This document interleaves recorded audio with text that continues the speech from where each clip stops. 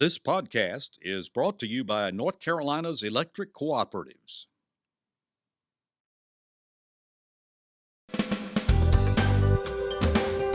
This is NC Spin, an unrehearsed discussion on issues of interest to North Carolinians. Now, here is your moderator, Tom Campbell. Thank you for joining NC Spin. Halloween came early this year, and the tricks have far outpaced the treats so far. We catch you up on the latest election news, including U.S. Senate race, bombshells, more absentee ballot drama, the president's coronavirus, and early voting that starts next week. Joining us on this week's panel are Rufus Edmisten, former Secretary of State and former Attorney General, Donna Martinez with WPTF Radio and the John Locke Foundation, Rob Schofield, Director of NC Policy Watch, and John Hood, Syndicated columnist and author. We'll begin our uninterrupted discussion after these brief messages from our underwriters. Your life is more flexible and efficient than ever, and your energy is too. See how North Carolina's electric cooperatives are building a brighter future for the rural communities we serve at ncelectriccooperatives.com/brighter. The big issue in 2020 is healthcare. Let's talk basics. You are the key to your own personal health, but there is strong evidence that if you have a relationship with a family physician, your quality of life will be better. You'll likely live longer, and you'll have 33% lower healthcare costs. Your family doctor knows you, has your medical history, and can quickly diagnose health problems. Family Physicians, your trusted healthcare advisor for life. We begin this show by noting the death of Kevin Lecomte, longtime political advisor to Scenic. He fought a long and good fight against leukemia and passed away this past week. Now, let's begin the spin. In sight of the revelations and reverberations are happening so fast, it's hard to keep up with them. So we want to update you on this week's election news, and we begin with the U.S. Senate race. Donna Martinez, first we learned Senator Tillis has come down with the coronavirus.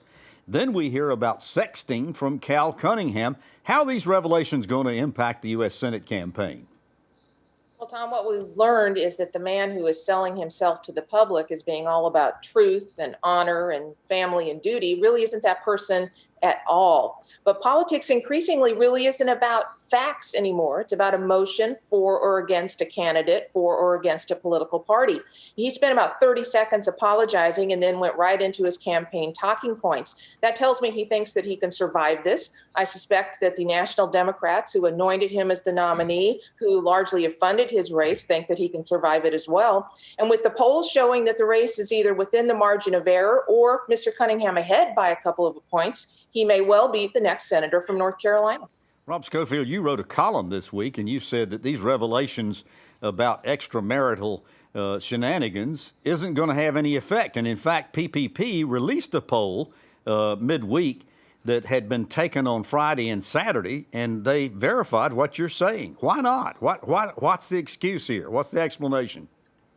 Well, my goodness, in 2016, a majority of North Carolinians voted for a man to become president who had had serial misdeeds in his marriages, has been credibly accused of sexual assaults. They've decided that they want to vote based upon the issues. These are times in which we are starkly divided on the issues, and that's a lot more important to people than the foibles of individual candidates. I had someone write me this week on Facebook say, I don't care if Cunningham was running a brothel. I'm so opposed to Tillis, I'm still going to vote for him. So I think voters are focused on the issues. I disagree with Donna. I don't think it's about emotion. I think it's about a real significant divide in our body politic right now. And that's why people are sticking with the candidates that represent their values and their points of view. And Rufus, East Carolina University released a poll this week that showed that Tillis was up by 1 point to sort of reinforce what Donna was saying. And yet PPP says that Cunningham is up by 6. Is this race going to tighten up as we come down to the wire? Oh, most definitely. You never have a race in statewide in North Carolina that doesn't tighten up. And I agree with Rob. You've got polar opposites in Cal Cunningham and Tom Tillis. You've got whether someone believes in expanding Medicaid or you don't. You've got someone that either believes in big government or small government. And it is not going to change anything. I think there's been so much stone throwing that the stones have gotten worn down to almost pebbles now. Nothing's moving the needle. Speaking of which, John, we witnessed the first and probably only vice presidential debate this week. Any needles moving there? Did the candidates do what they had to do, and are things pretty much the same? I think things are pretty much the same. I think Harris is a little better known among Americans than she was before. Mike Pence was already more or less a known quantity. That's about it. I thought that they, if the presidential debates looked like the vice presidential debates, then whatever candidate you like, you would at least feel better, I think, about the future of the country. But that's about all that happened that was of consequence. I just want to say real quick that I disagree with the other panelists.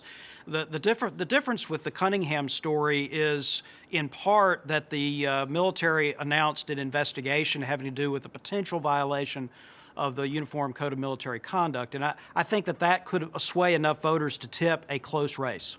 Interesting. Donna, is the Supreme Court nomination any factor at all in North Carolina so far as elections are concerned?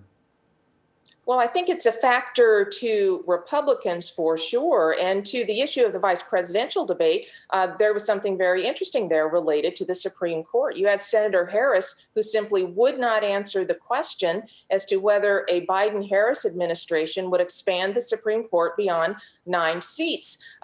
Vice President Pence pressed her on it. She would not answer. The candidate himself, Mr. Biden, refuses to answer that question, going so far this week as saying, I'm not going to answer it because that would be the headline. I think we know what the answer is based on their reluctance, both of them, after being repeatedly asked to answer that question. On the other side of that coin, though, Donna, there is the issue of will Trump and the Trump administration accept the outcome of the elections? And Rob, he never answered, Vice President never answered that one either, did he?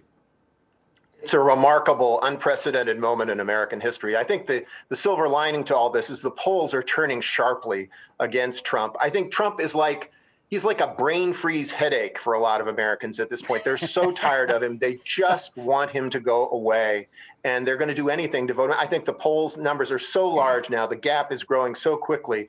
I don't think there's anything Trump can do to salvage it. He can throw another tantrum in the White House, but it won't matter. The votes, I think the die is already cast. John, just as it's been for the last several weeks, the absentee ballot turmoil is still very confusing. The State Board of Elections told county boards this past week just to hold these soiled applications, these absentee votes, and not do anything with them until they get further guidance from the courts. Berger says the board is just making things worse and worse as it goes along. Where do we stand on this? Well, the cases have mostly been consolidated to a federal matter in front of Judge Osteen in the Middle District of North Carolina. I think that we will get a ruling fairly quickly in the next few days. I think there will be clarity. I actually think the State Board of Elections needed to say remember, we're not talking about the vast majority of absentee ballots. We're talking about a few thousand ballots where there's missing witness information or other problems. The original idea was to have voters be able to attest that they had a witness, even though there was no actual witness requirement in that scenario. That's not going to fly with a federal judge, I don't think. So I think it was wise for the State Board of Elections to set these ballots aside, not mess them up or mess things up by doing anything with it. And when they get clear guidance from the federal government, then I think they will go back to those voters who have, for example, missing information about witnesses, and they will have to cast a new ballot. But Rufus, the big question here is, can this be done and will this be done in time for these votes to count for this year's elections? And are we potentially opening up lawsuits here? Well, I don't know how you go up any more than we have already. I've noticed since I was Attorney General, which was a long time ago, that more and more and more courts are making decisions that impact your everyday life and running things, sort of. Now, the courts are smart enough to know that they can't stop an election because the federal law says there shall be an election on that particular date. And so there will be maybe some makeup work to do, but they'll get it done. And I think that things will run smoothly.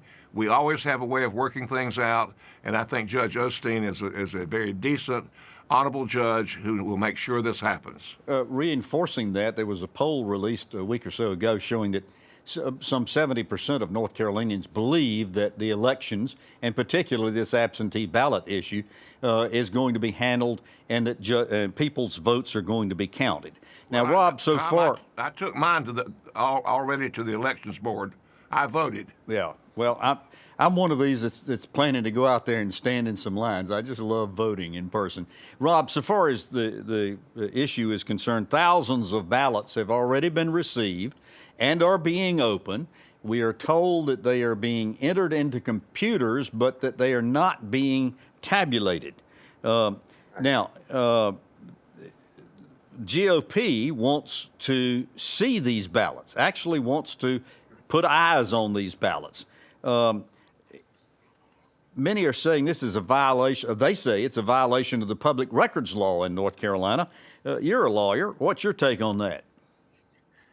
I don't think it is. I think the thing that we need to keep in mind is that, there are actually 345 lawsuits right now across the country about early voting. And we have a perfect storm. We've got early voting. We've got a pandemic. We've got a president of the United States who's losing his mind and issuing all kinds of wild claims about fraud. So it's promoted this notion that they need to, somehow change things. But the bottom line is that our election officials in North Carolina are safe and saying they're doing a good job. The courts will oversee it. All the ballots are going to get counted fairly.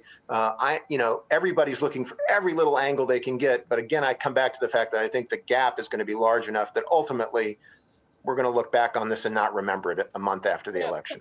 Well, it depends Tom, on which to my elections point you're earlier, Go ahead. to my Donna? point earlier that increasingly these days, our elections are not about facts. They're about emotion and for or against a candidate or a party. Rob just said the president of the United States is losing his mind. He is.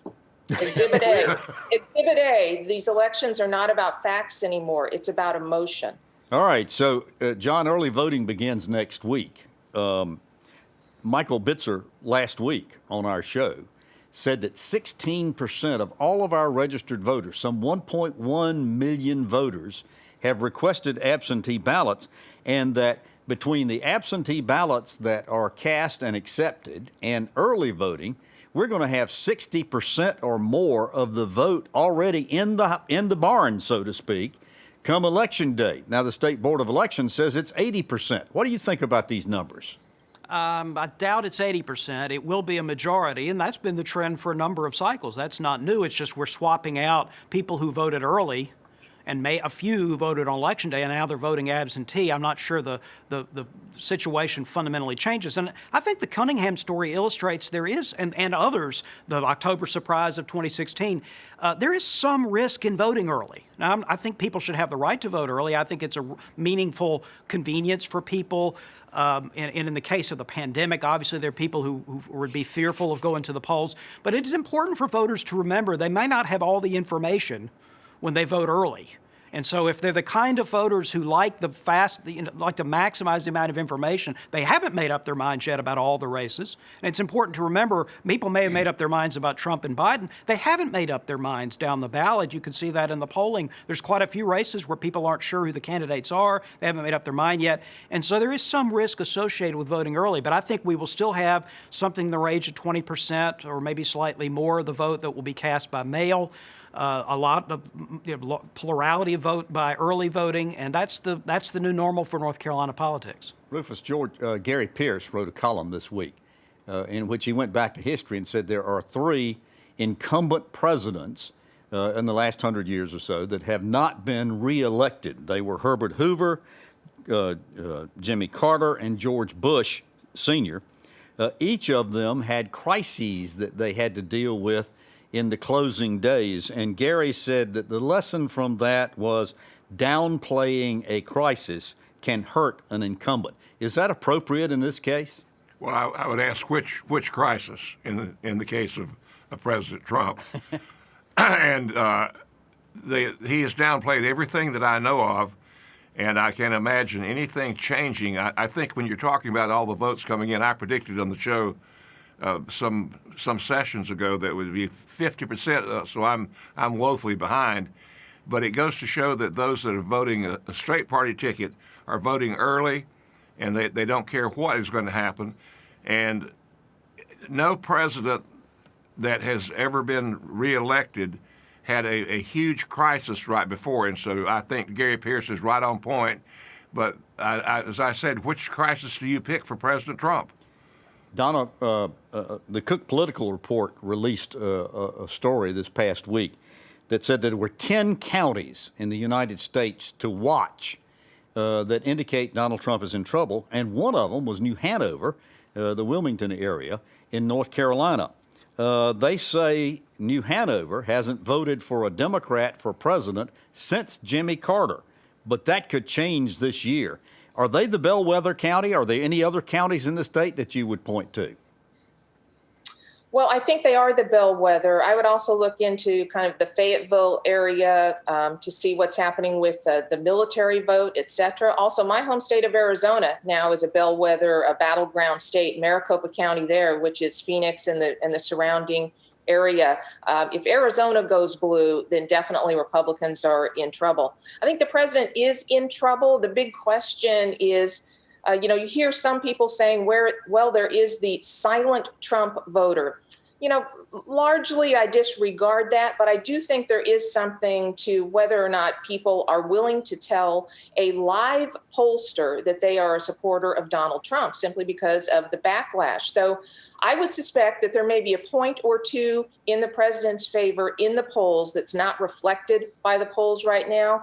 But I still think he's very much behind and questionable whether he can make this up, North Carolina or Arizona. Many a candidate has learned the lesson that you just spoke. If all the people had voted for them that said they voted for them, they would have been in office, and yeah, they Tom, weren't. I think I won the governorship. They just didn't tell me about it.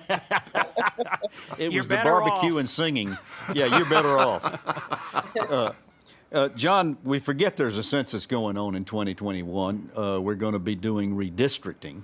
The Washington Post says that in North Carolina, the House and the Senate are definitely in play so far as this election is concerned, and that this might be the chance that Democrats have to regain power and redistrict in 2021. What's your reaction to that? Even the Washington Post is right occasionally, and they're right in this case that is in play, but it's not guaranteed. And in fact, I've looked at some of the numbers and talked to people who have been following campaigns on the Democratic and Republican side. It is quite possible that the Democrats will win the presidential race in North Carolina, the governor's race in North Carolina, but still not take the legislature. And it won't be because of unfair districts at this point, because they've been redrawn. It'll simply be because of the distribution of voters. And so there may very well be, and also candidate differentials. There are some swing voters left. There aren't very many, but there are some. And there are some voters who might very well vote for a Republican incumbent or even a challenger for the legislature and vote Biden for president. As we saw in 2016, a tiny number of swing voters can still explain differential outcomes. Rob, the election is continuing on. Actually, I want to ask Donna this question. Are people more tired of COVID or of the election? Boy, that one's definitely a toss-up for sure. I think people are tired of the vitriol that is attached to politics these days. It's not an election cycle anymore. It's a 24/7 thing. But COVID, if you are older, if you have someone who is elderly in your family or someone who has multiple conditions, then COVID will be at the top of the list. But for younger people in the prime of their lives, or younger people just starting families, it's not a concern. They're concerned about a paycheck. They're concerned about being able to work. If you're some of these small business owners in North Carolina, the private bars and taverns, still, even though they can open, these incredible prohibitions and restrictions on them imposed by Governor Cooper, they tell us, you may as well not open. They can't make it. So the economy is still a big deal. And we are also understanding that a lot of these young people you're talking about aren't even really paying much attention to this election. Just as North Carolina begins phase 3, students are returning to the classrooms and more entertainment venues are opening. We learn of increases in the numbers of cases, percent positives, and hospitalizations rising. Rob, these increases are not likely the result of phase 3 because we just really in the first week after it was implemented. Health and Human Services Secretary Mandy Cohen says they're the result of more people moving around and, as she says, bumping into other people. as I said earlier, people are weary of this virus. Have we lost the desire, the willingness to fight COVID-19? No, I really don't think so. I mean, it is maddening. It is frustrating. We're all stir crazy. I'm doing this show right now, sitting in my living room because of COVID. But the reality is that I think the overwhelming majority of people still have heart to fight this. It's like being in a war. There are ebbs and flows. But most people want to be part of the solution. Think about how we've changed so dramatically just over the last several months, how we've altered our behavior, how we're wearing masks, how we've changed how we do so many businesses. People have made enormous adaptations. And I think with the right leadership, instead of this failed, botched performance we've had from the Trump administration, the right kind of inspiration like you would have during a war from the national leadership, I think we can see this through. I think we will see this through. I think people want to live. They want to get back to normal, but they recognize, and I think it's true of young people as well. I'm the parent of a young unemployed restaurant worker, but she knows enough to know that she doesn't want to have a rapid reopening of society and see the spread of this virus. We understand how terrible that would be. So we're just going to have to see this through, and I really think the vast majority of people are prepared to do it. John, as we are recording this show, students across North Carolina are going back to the classrooms in grades K through 5. Teachers are really upset and worried about being susceptible and catching the virus. Parents are also not happy, because they say it shouldn't be limited to just K through 5. We should send every child back to school. We've got some cases, clusters of cases already reported from students who are in schools. How long is it going to take us to know whether or not these actions of moving children back to the classroom is going to create more problems for the pandemic? Well, there probably will be some increases here or there. It's sort of like the college story that we're familiar with. People kind of froze their perceptions in place in August. We had a couple of our large campuses open and then closed down, but all the other campuses, public and private, are open. There have not been significant problems associated with those open campuses. And so I think that the same will happen with schools. There is concern. There are teachers who are properly and understandably concerned. There are other teachers who want to get back to the classroom, and I've talked to them. So it's a mixed bag, but I think it is inevitable that we will open schools.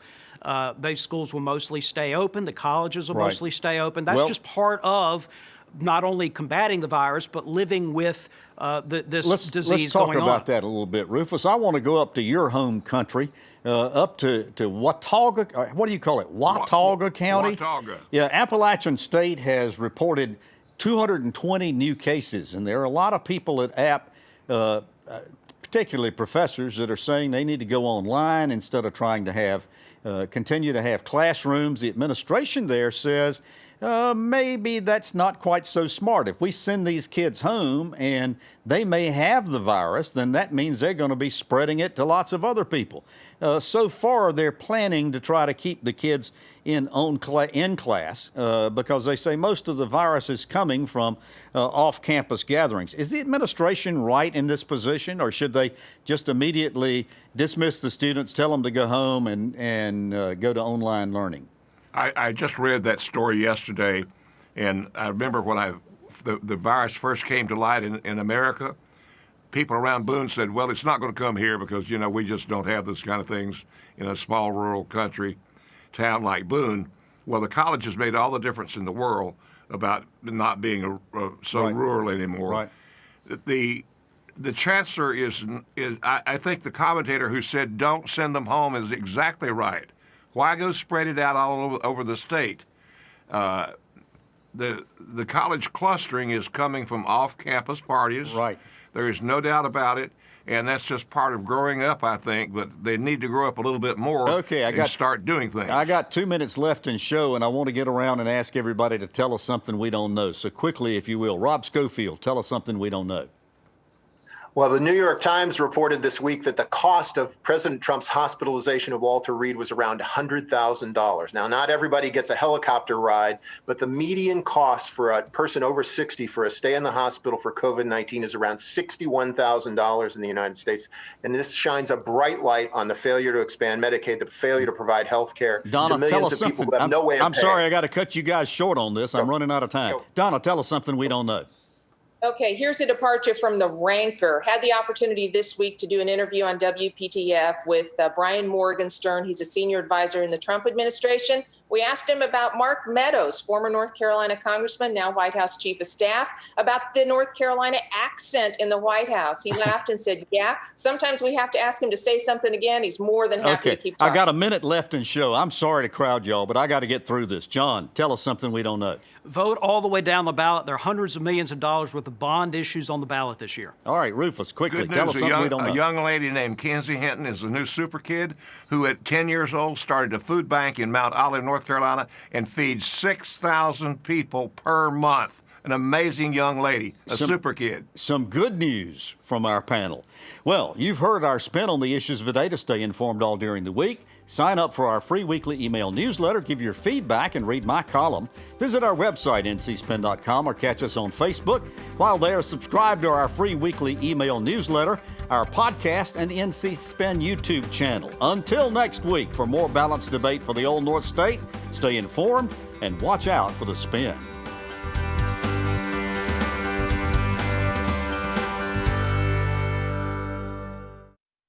Your life is more flexible and efficient than ever, and your energy is too.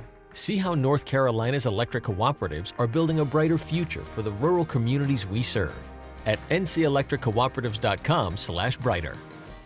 The big issue in 2020 is healthcare. Let's talk basics. You are the key to your own personal health, but there is strong evidence that if you have a relationship with a family physician, your quality of life will be better. You'll likely live longer, and you'll have 33% lower healthcare costs. Your family doctor knows you, has your medical history, and can quickly diagnose health problems. Family Physicians, your trusted healthcare advisor for life. North Carolina Channel is made possible by the financial contributions of viewers like you who support the UNC TV network.